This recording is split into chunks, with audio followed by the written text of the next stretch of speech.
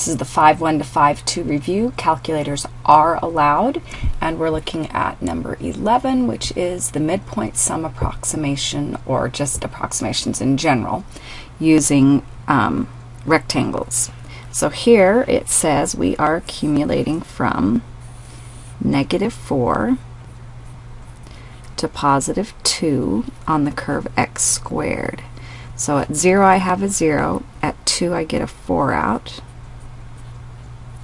and at -4 I'm going to get a 16 way up here.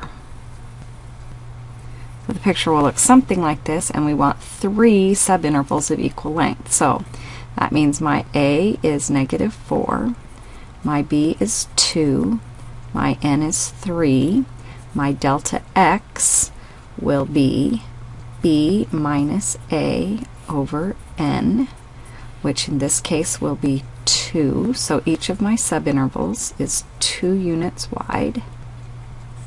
And then I want the midpoint. So my midpoints are going to be -3 plugged into the function, and -1 plugged into the function, and 1 plugged into the function. Then I will multiply that by the width, which is 2. So because I have a calculator, I can let f of x, which is x squared, be my y1 of x, and then on my calculator I can do 2 times parenthesis y1 of -3 plus y1 of -1 plus y1 of 1. Do diamond enter, and you'll end up with 22. Number 12, and this one again we are approximating using rectangles, and we have a calculator. So if we plug this into our y1 and graph it, we can discover that we're going to cross the x-axis at -1 and +5, and my vertex is going to be 2, 10. So we'll just say this is 10 up here. And we're trying to accumulate from 1 until 5 using 3 circumscribed rectangles of equal width. So again, we have A is -1, B is 5, N is 3, so delta X will be 5 minus -1 over 3, which is 2, which means we'll have slices that are 2 units wide. And then we want circumscribed. That means we need the highest y value in each subinterval. So looking at the picture here, we can see that 1 will generate the highest y coordinate for the first rectangle. We can see that 2, which is the vertex, is actually going to generate the highest for the second rectangle.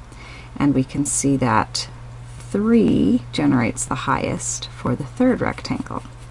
So our approximation will be the width, which is 2, times the function with a 1 plugged in, plus the function with the 2 plugged in, plus the function with the 3 plugged in.